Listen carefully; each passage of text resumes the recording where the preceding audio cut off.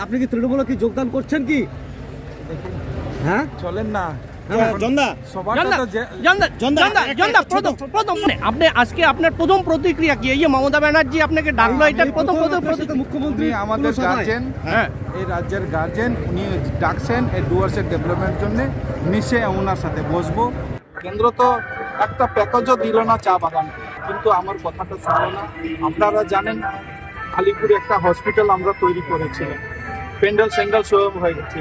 আমার পার্টি ওইটা আটকাইছে। কেন আটকাবে? একটা ডেভেলপমেন্ট যখন কেন্দ্র থেকে নিয়ে আসছি, মানুষ আমাকে ভালোবেসেছে, আশীর্বাদ দিয়েছে, মন্ত্রী হইলাম, তারপরে আমি কাজও করলাম, কাজ করে ওটা নিয়ে আসলাম। কেন বাধা দিয়েছে আমার নিজের পার্টির লোক?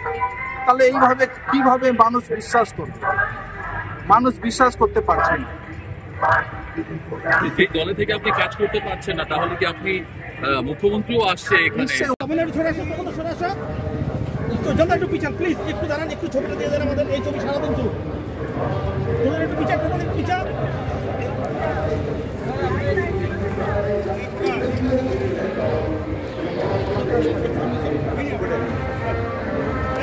ক্যামেরা কই? ক্যামেরা এ গোবিন্দ